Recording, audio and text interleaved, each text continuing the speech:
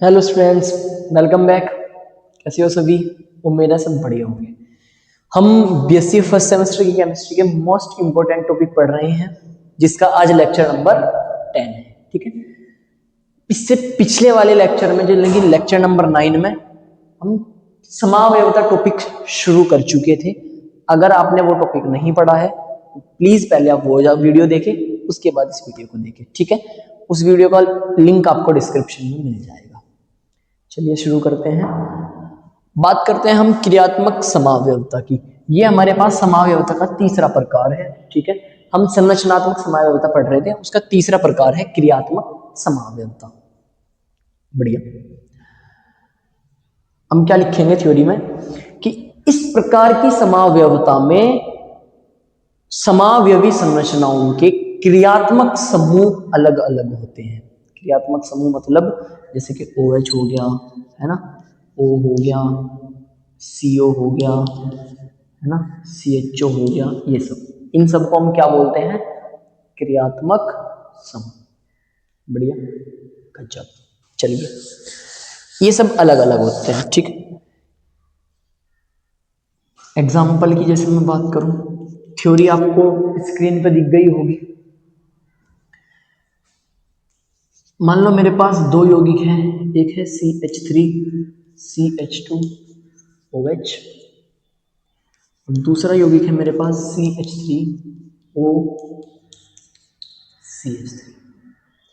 दोनों के अणुसूत्र लिखूं। इसका जो अणुसूत्र होगा, इसमें 2 कार्बन है, 3 2 5 और 1 6 हाइड्रोजन है, 1 ऑक्सीजन। यही बात है, 2 कार्बन है, 6 हाइड्रोजन है, 1 ऑक्सीजन है। इसमें लिखूं मैं 2 कार्बन है, 6 हाइड्रोजन है, 1 ऑक्सीजन है। 2 कार्बन है, 6 हाइड्रोजन है, 1 ऑक्सीजन है। तो अणुसूत्र समान, संरचना सूत्र में क्रियात्मक समूह अलग अलग है। ये ईथर है, ये ईथर है, और वो एल्कोहल है, ये एल्कोहल है। ठीक, क्रियात्मक समूह अलग है, तो इस मतलब इसका मतलब ये कौन सी समावयवता प्रदर्शित कर रहे हैं? क्रियात्मक समावयवता प्रदर्शित कर रहे हैं। एकदम बढ़िया। एकदम और एग्जांपल ले लेते हैं। ये पहला एग्जांपल था, एक और एग्जांपल ले लेते हैं। मान लो आपके सामने मैंने लिख दिया CH3 CH2 CHO, CH3 CH2 CHO, पहला कंपाउंड। और दूसरा कंपाउंड मैंने इसका लिख दिया आपके सामने CH3 CO CH3। पहले वाले में हाइड्रोजन कार्बन गिनो, 1 2 3, 3 कार्बन है जी। हाइड्रोजन 3 2 5 और 1 6 हाइड्रोजन है जी, 1 ऑक्सीजन है। ये हो गया। दूसरे गिनो, 1 2 3, 3 कार्बन है जी। हाइड्रोजन 3 और 3 6 हाइड्रोजन है जी, 1 ऑक्सीजन है जी। अणुसूत्र समान, अणुसूत्र समान, लेकिन संरचना सूत्र अलग अलग है। और संरचना सूत्र में भी क्रियात्मक समूह, ये एल्डिहाइड है, ये एल्डिहाइड है, और ये कीटोन है, ये कीटोन है। ठीक है, उम्मीद हो गया, उम्मीद है कि आप क्रियात्मक समावयवता समझ में आ गई होगी। बस जिन दो यौगिकों के अणुसूत्र समान होंगे लेकिन क्रियात्मक समूह अलग अलग होंगे, उस प्रकार की समावयवता को हम क्रियात्मक समावयवता बोलते हैं। उतार लीजिए फटाफट। चलिए, अगला जो चौथा पार्ट है हमारा, फोर्थ समावयवता है, वह है वलय श्रृंखला समावयवता। इसके पहले की दो और हैं, उनके बारे में हम अभी बात करेंगे इसके बाद। नाम से ही पता चल रहा है, इसमें एक तो वलय होगी और एक श्रृंखला होगी। वलय श्रृंखला यानी कि एक तो रिंग होगी और एक सीरीज होगी। कैसे? एग्जांपल से समझिए। थ्योरी अभी लिखवाऊंगा, प्रॉब्लम टेंशन मत लो। पहला कंपाउंड है मेरे पास CH2 double bond, CH single bond, CH3, ये है। बढ़िया। एक मेरे पास ये कंपाउंड है, ये कंपाउंड है। ठीक है, यहाँ पे CH2, यहाँ पे CH2, यहाँ पे CH2, CH2 single bond, CH2 single bond, CH2 single bond. श्रृंखला, ये वलय है और ये श्रृंखला है, ये वलय है और ये श्रृंखला है। ठीक है, ऊपरले में कार्बन गिनो, 1 2 3, 3 कार्बन है जी। हाइड्रोजन 3 2 5 और 1 6 हाइड्रोजन है जी।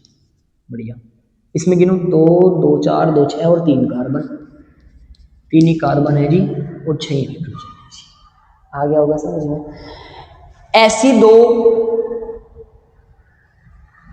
या 2 से अधिक यौगिक जिनके अणुसूत्र समान परंतु संरचना सूत्र भिन्न भिन्न हो और संरचना सूत्र में एक खुली श्रृंखला हो तथा दूसरा वलय हो, दूसरी वलय हो, वलय मतलब रिंग हो, इस प्रकार की समावयवता को वलय श्रृंखला समावयवता कहते हैं। ठीक है, एक खुली श्रृंखला हो और एक वलय हो, इस प्रकार की समावयवता को हम बोलते हैं वलय श्रृंखला समावयवता। हो गई क्लियर? बढ़िया, आगे बढ़ते हैं भाई।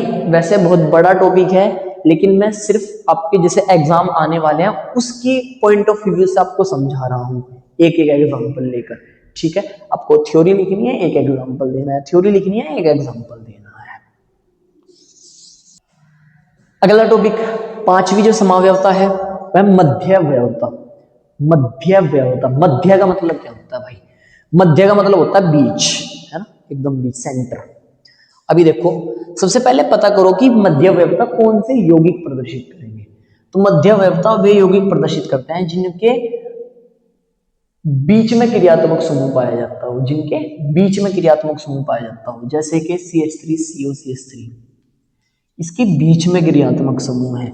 जैसे कि CH3OCH3, इसके बीच में क्रियात्मक समूह है। अगर बीच में क्रियात्मक समूह है, जिन यौगिकों में बीच में क्रियात्मक समूह होता है वही यौगिक मध्यवयवता को प्रदर्शित करते हैं। ठीक है, अब इसे प्रदर्शित कौन करेंगे? तो मैंने आपके सामने 2 ही क्रियात्मक समूह लिखे हैं। तो मध्यवयवता को कीटोन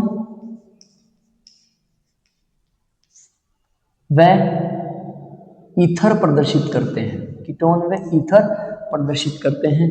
कीटोन का फॉर्मूला CO और ईथर का फॉर्मूला O है। ठीक है, इस प्रकार की समावयवता में अणुसूत्र समान परंतु क्रियात्मक समूह के दोनों ओर का जो क्रम होता है, एल्किल समूह का क्रम होता है, वो अलग अलग होता है। कैसे सर? देखो जरा, मान लो आपके पास एक यौगिक है CH3CH2O CH2 CH3। ठीक है, एग्जांपल ले रहा हूं मैं। अब इसे मैं ऐसे भी तो लिख सकता हूं कि भाई इधर मैं सिर्फ CH3 ले लूं O और इधर मैं CH2 CH3 ले लूं, ऐसे भी तो हो सकता है। इसे ही एक और तरीके से और लिखा जा सकता है कि भैया CH3 जो का क्यों है O, इधर मैं पहले CH ले लूं और इससे CH3 जोड़ दूं, इससे CH3 जोड़ दूं, ऐसे भी तो लिखा जा सकता है। सर कैसे समझाओ? देखो, अणुसूत्र गिनो फटाफट, अणुसूत्र देखते हो इसका कितना है, कितने कार्बन है? 1 2 3 4, 4 कार्बन है। कितने हाइड्रोजन है? 3 3 6 और 4 ये 10 हाइड्रोजन है। कितने ऑक्सीजन है? सिर्फ एक ऑक्सीजन है। 4 कार्बन 10 हाइड्रोजन 1 ऑक्सीजन। इसमें 1 2 3 4, 4 कार्बन, 3 3 6 और 4 ये 10 हाइड्रोजन 1 ऑक्सीजन। इसमें गिनो 1 2 3 4, 4 कार्बन, हाइड्रोजन कितने हैं भाई? 3 3 6 3 9 और 1 10 हाइड्रोजन है और 1 ऑक्सीजन है। अणुसूत्र समान परंतु क्रियात्मक समूह के दोनों ओर जो एल्किल समूह लगे हैं उनका क्रम अलग अलग है। इन्हें एल्किल समूह बोलते हैं, एल्किल, उनका क्रम अलग अलग है। जैसे इस तरफ तो CH3CH2 है, इस तरफ CH2CH3 है, कोई टेंशन नहीं है। लेकिन दूसरे में क्या हो गया कि भाई एक तरफ CH3 बस और दूसरी तरफ CH2CH3, तो इससे डिफरेंट हो गए, लेकिन अणुसूत्र समान। तीसरे वाला और डिफरेंट कर दिया कि चलो ठीक है, एक तरफ तो CH3 रख लो, लेकिन जो दूसरी तरफ आपने CH2CH3 करा उसमें क्या करो कि बीच वाले CH को ऐसे लिख लो और इस CH से दोनों CH3 को जोड़ दो, क्रम अलग, एकदम क्रम अलग। इसमें 2 कार्बन, इसमें 3 कार्बन, इधर कार्बनों का क्रम अलग। तो इस प्रकार के समावयवता को हम बोलते हैं मध्यवयवता। ठीक है, उम्मीद है एकदम अभी तक क्लियर हो गया होगा सब। आखिरी समावयवता बचती है इसकी नंबर 6। आखिरी समावयवता है नंबर 6, चलावयवता। चलावयवता, ठीक है। इस प्रकार की समावयवता को कीटो इस प्रकार की समावयवता को कीटो इनोल कीटो इनोल समावयवता भी कहते हैं। कीटो इनोल समावयवता भी कहते हैं। कैसे, इधर ध्यान से समझिए। एग्जाम्पल थ्योरी बाद में लिखेंगे। आपके पास एक यौगिक है CH3 C double bond O single bond CH3। इस ग्रुप को कीटोन बोलते हैं। इस ग्रुप का कीटो ले लो, कीटो तो मतलब कीटो। इन मतलब होता है डबल बॉन्ड, ओल मतलब होता है एल्कोहल। तो इस कीटो से एक यौगिक बनेगा एल्कोहल वाला जिसमें डबल बॉन्ड होगा, जो इसका समावयवी होगा। अब सर बनेगा कैसे, देखो जरा ध्यान से समझो। अगर आप डायरेक्ट में बना के लिख दो ना, मैं डायरेक्ट लिख देता हूं कि क्या बनेगा। इसका जो यौगिक बनेगा वो ये बनेगा।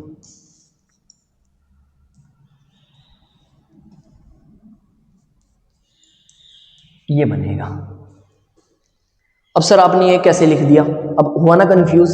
अब ये दोनों आपस में समावयवी है, और ये जो दोस्त जिस समावयवता को प्रदर्शित कर रहे हैं वो समावयवता को हम चलावयवता कहते हैं, या कीटो इनोल बोलते हैं। कीटो इनोल समझाऊंगा, टेंशन मत लो। कीटो मतलब CO, ठीक है, कीटो मतलब CO। इन मतलब डबल बॉन्ड, इन मतलब डबल बॉन्ड। ओल मतलब OH, ओल मतलब OH। कीटो इन ओल, तो इस प्रकार की समावयवता को कीटो इनोल भी बोलते हैं, क्योंकि इसमें कीटो से इनोल बनता है। कीटो से इनोल बनता है। कैसे बनना सर ये बताऊंगा। देखो भाई, ऑक्सीजन को आप नंबर 1 दोगे, ठीक है, कार्बन को नंबर 2 दोगे, और इससे अगले वाले कार्बन को आप नंबर 3 दोगे। इधर भी दे लो कोई प्रॉब्लम नहीं है, इधर दे लो या उधर दे लो कोई टेंशन नहीं इसमें, ठीक है। नंबर 3 दोगे, क्या करोगे, नंबर 3 का जो हाइड्रोजन होगा वो आप नंबर 1 पे ले आओगे। नंबर 3 का एक हाइड्रोजन आप नंबर 1 पे ले आओगे, और जैसे यहां पर हाइड्रोजन आएगा फिर ये बॉन्ड तो 5 हो जाएंगे, सॉरी ऑक्सीजन के बॉन्ड 3 हो जाएंगे, और 3 बॉन्ड ऑक्सीजन नहीं रख सकता, तो ये वाला बॉन्ड यहां चला जाएगा। फिर से बता रहा हूं, नंबर 3 से हाइड्रोजन नंबर 1 पे, और नंबर 1 और 2 के बीच का जो बॉन्ड होगा वो 2 और 3 के बीच में। इतना करना है, करो। CH3 जो का त्यों C इसके पास O था, 3 नंबर से 1 नंबर पर हाइड्रोजन आ गया OH। ये वाला बॉन्ड यहां पे चला गया, डबल बॉन्ड CH। यहां से एक हाइड्रोजन हट चुका था, 2 हाइड्रोजन बचे, बन गया भाई। ये दोनों यौगिक आपस में चलावयवी हैं, चलावयवी हैं, और इस प्रकार की घटना को चलावयवता कहते हैं।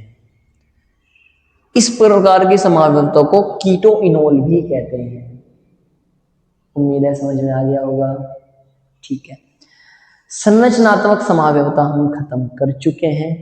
सिर्फ BSc फर्स्ट सेम की केमिस्ट्री में आपको इतना ही लिखना है।